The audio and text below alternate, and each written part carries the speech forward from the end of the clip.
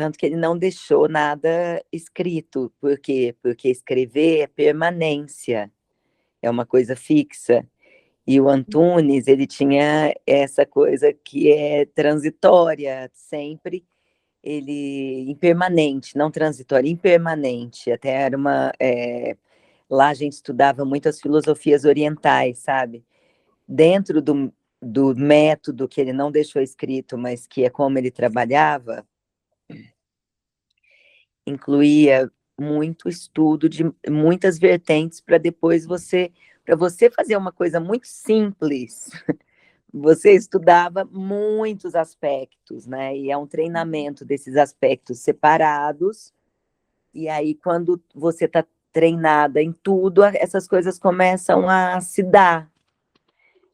Na minha época, porque em cada época ele tinha uma metáfora para a mesma coisa, né? Quando a gente conversa entre nós, os atores que passaram por épocas diferentes, a gente sempre tenta encontrar o que era aquela metáfora dentro do tempo deles. E aí tinha uma coisa que ele falava, quem está fazendo é você? Não, é o fantasma da máquina. E quem está fazendo é o fantasma da máquina? Não, é você, porque é tudo ao mesmo tempo. Que ele tem aquele texto lindo que eu mandei para você, que é o ser e não ser, né?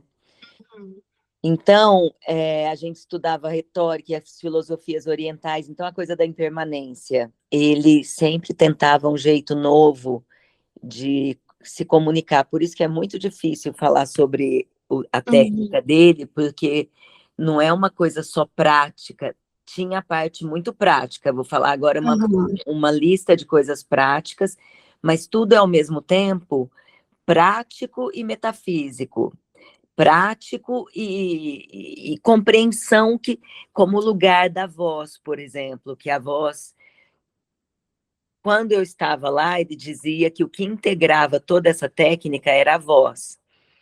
E o que é a técnica da voz dele? É a ressonância ao invés da projeção. E realmente faz uma diferença incrível, porque o que é a ressonância? A ressonância é você encontrar dentro da sua compleição física como que esse instrumento funciona e a gente achar essa caixa de amplificação. Então, ao invés de eu projetar, né, essa coisa de projetar a voz lá para a última cadeira, não. Eu vou circular o meu ar aqui e tá para cada crova. É tudo aqui, ó, o som vai aumentando aqui. Então, para você conseguir isso, são anos, sabe? Porque, por exemplo, tudo que você chega a uma síntese, a um lugar de compreensão, você gasta a mínima energia com o máximo de qualidade. Então, por exemplo, a voz, o alfabeto, a gente ficava lá muito tempo praticando, por exemplo, o melhor lugar do meu B. Se eu fizer B, usar muitos lábios, o meu B é embaçado e eu usei um tempo, tudo desnecessário, então precisão. B, B. Olha como vai ficando ressonante e bonito. B, B, B, B.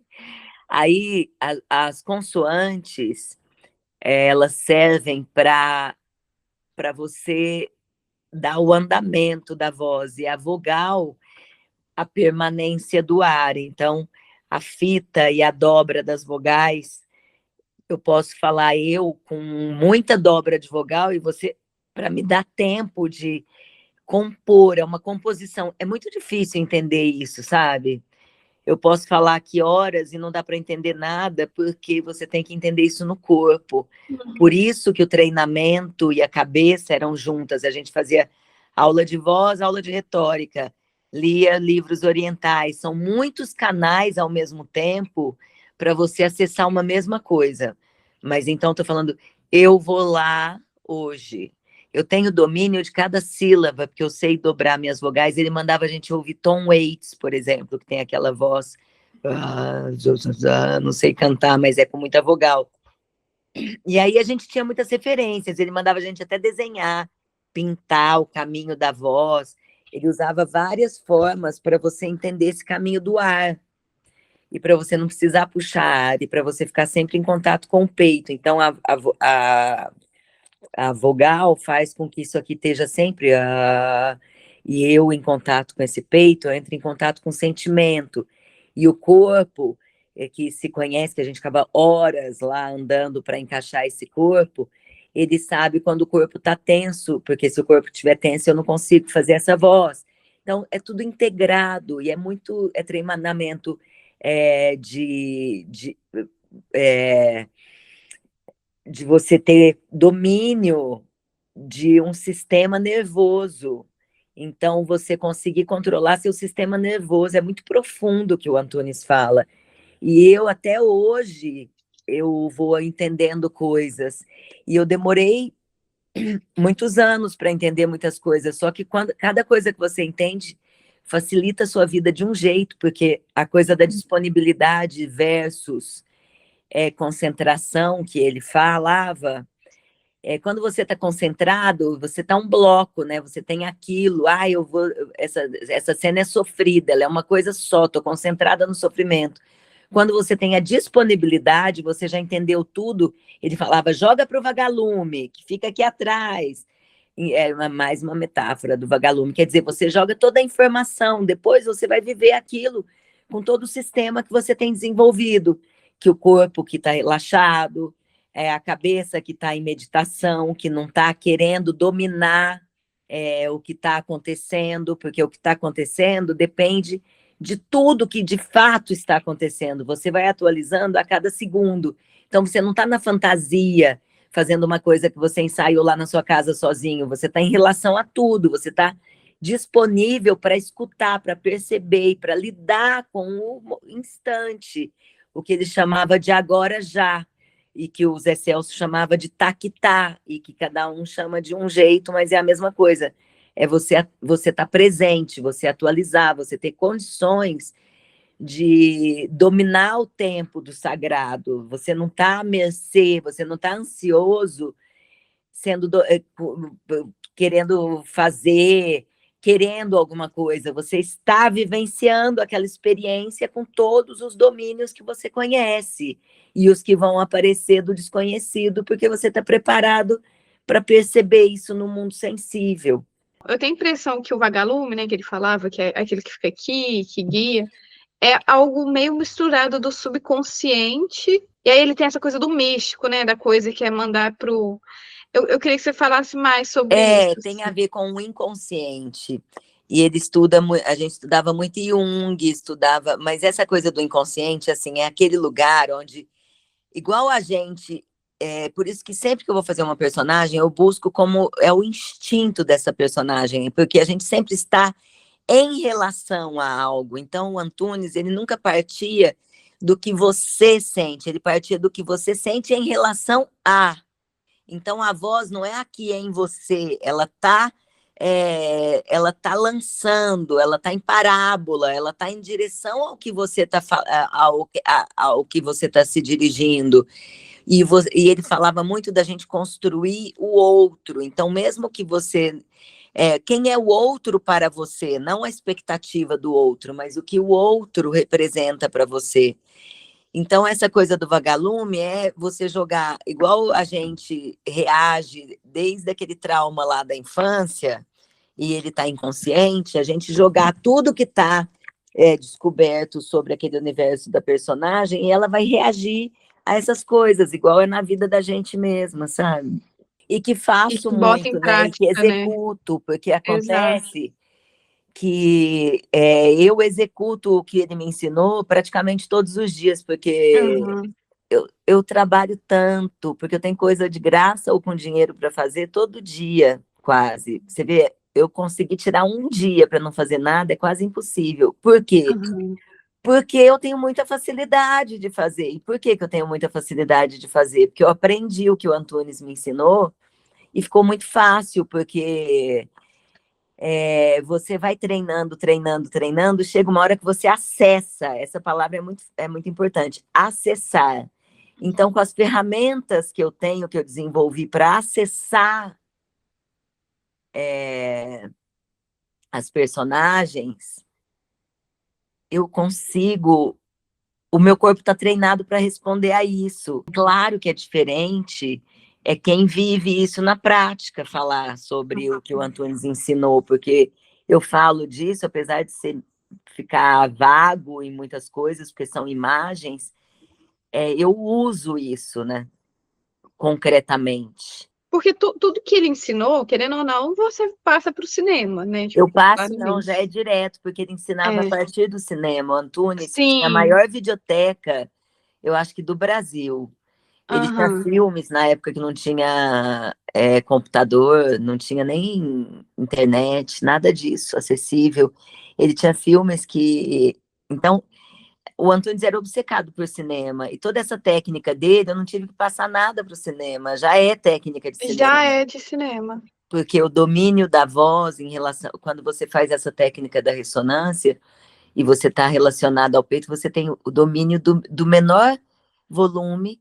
E eu consigo chorar com todas as minhas palavras nítidas, porque eu consigo controlar tudo. Eu tenho esse sistema muito desenvolvido. Eu não sei. De não perder uma sílaba. Ele ficava tão bravo quando a gente perdia uma sílaba. Se você não entendesse uma sílaba do que o ator estava falando, então é um domínio tão grande, técnico, que você pode sentir o que você quiser, que as pessoas vão entender o que você está falando. Porque a técnica é só para isso, para entender o que você está falando e para você ter condições de permitir que a emoção exista. Não é o contrário. E você, se você partir da emoção, você se identifica com a emoção, e você, às vezes, a pessoa nem sabe o que você está sentindo, porque você está lá, você sentindo tanto, só que você não está expressando. E ele falava muito isso, a sua tia pode sentir muito mais do que você, sabe? Ela pode ser muito mais sensível, mas nem por isso ela vai ser uma atriz, porque quem é o artista é o que se expressa. Então, uma coisa é você. Eu, quando entrei no Antunes, eu era uma pessoa muito sensível, que eu sempre fui. Eu percebia o mundo de uma maneira muito diferenciada, sempre desde que eu nasci. Eu era criancinha, eu pensava assim, gente, esses adultos não têm a menor compreensão do mundo. Eu ficava com vergonha alheia. Eu, com 3 anos, já sentia vergonha alheia de como tratavam um idoso, sabe? Eu pensava, meu Deus, não é possível, que grosseria. Tanto que eu era uma criança super solitária, porque eu tinha medo das outras crianças, tinha muito medo, porque criança brigava, falava umas coisas, eu pensava, meu Deus, que horror. Eu nunca fui espontânea, eu sempre fui atravessada pelos pensamentos, porque eu sempre tive sensibilidade. Só que quando eu cheguei no Antunes, eu ainda não sabia usar a minha sensibilidade como ferramenta de expressão. Ela era só uma sensibilidade, que é a metáfora que ele usa naquele ser e não ser, que você que a rolha está tampando o vinho, que é a sensibilidade. Então, quando você destampa, o que é destampar a sensibilidade? É você ter técnica para poder se expressar. Então, eu tinha sensibilidade, mas ficava ansiosa na hora de fazer a apresentação. Aí a respiração muda, e o corpo fica preso, aí a cabeça fica burra, porque quando você não respira direito, aí você não tem domínio. E aí eu acabava não conseguindo ser tão boa atriz. E aí, quando eu consegui ter domínio técnico e já tinha sensibilidade, porque sensibilidade é difícil desenvolver, né? Isso aí ninguém te dá tanto.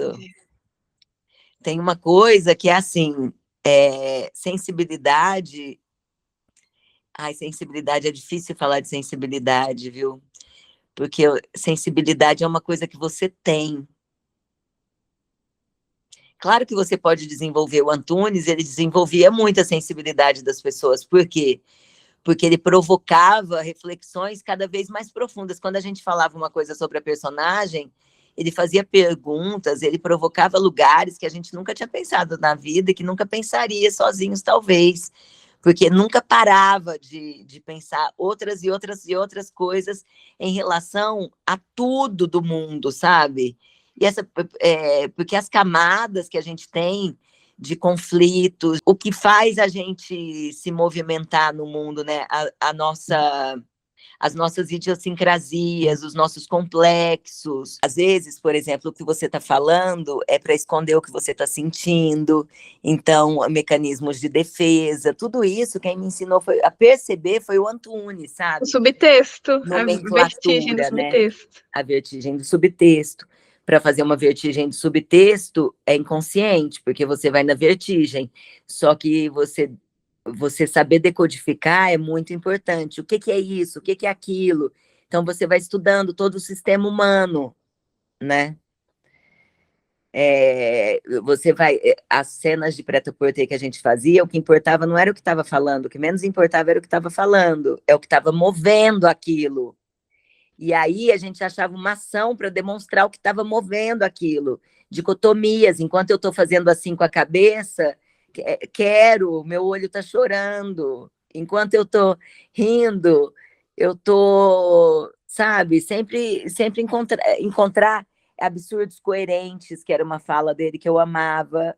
Sempre tem um absurdo coerente, precariedade, ele falava muito de encontrar a precariedade da personagem, porque todo mundo tem sua precariedade. Se você não encontra a precariedade de um personagem, ele não é cativante.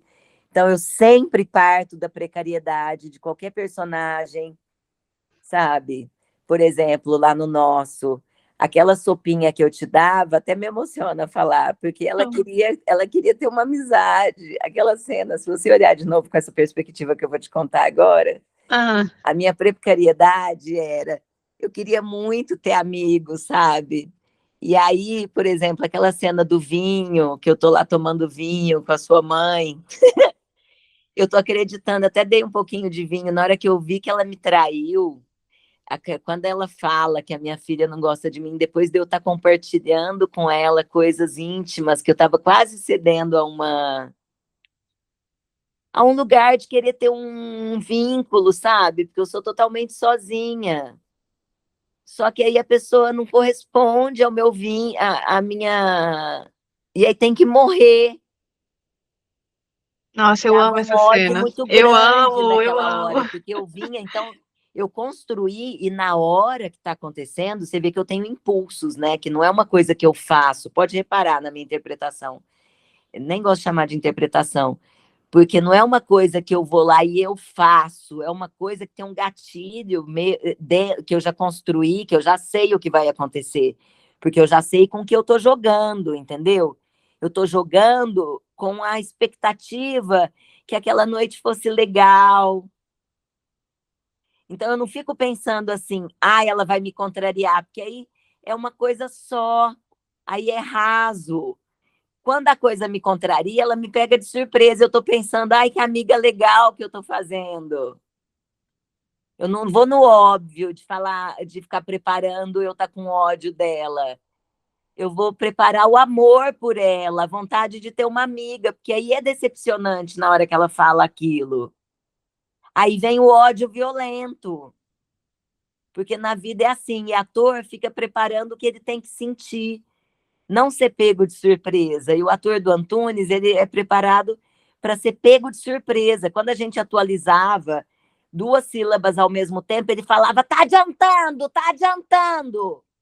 Você ainda não tá aí, quando a gente já falava uma coisa que ainda nem tinha acontecido, sabe? Quando adiantava. É difícil explicar isso. Mas é isso, você é pego de surpresa, você não faz, é o fantasma da máquina que está fazendo. E é você, é o ser e não ser. Você prepara as armadilhas para sua cabeça não saber e saber. Então, você joga com as contaminações do que tá acontecendo, com reação, não com ação.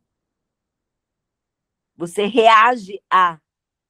Por isso que aquele meu curso eu dou a partir dos objetos, conhecer as pessoas, porque se elas falam delas, elas estão na ação. Então, elas pensam um monte de coisa sobre elas, mas, na verdade, elas só são quando elas estão em relação, porque elas nem estão se percebendo, elas estão sendo. E é isso que eu faço com a personagem. Eu pego ela de surpresa. Da perspectiva do Antunes, eu acho que ele levava para o teatro muitas coisas do cinema. a linguagem teatral dele tinha muito das artes plásticas. Vou estender para as outras áreas, porque o Antunes era tudo muito integral, assim. Então, nossa, ele bebia demais nas artes plásticas. E minhas oficinas sempre foram de cinema, só que o que eu e quem faz minhas oficinas de cinema são atores de teatro que acham difícil passar para o cinema. E aí eu olho para eles e falo assim, a única diferença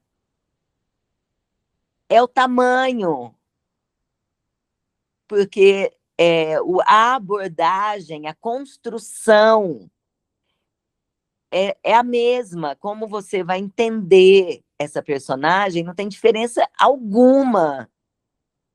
É zero de diferença. A construção, a expressão, igual o expressionismo é diferente do farsesco, que é diferente da comédia, que sei lá, que é diferente do... Cada um tem sua linguagem, é uma questão de linguagem. Agora, você acessar essa alma é idêntico. Aí vamos lá, quem quer ir do teatro para o cinema, o que eu falo? A única diferença é que a sua voz vai ser sua voz de boca, que você não vai precisar falar em um tom que dê para ouvir. Você pode falar aqui, eu posso estar na sua frente, nem ouvir, mas o microfone está pegando. Então, é muito íntimo. Você não precisa... O corpo, ele é diferente também.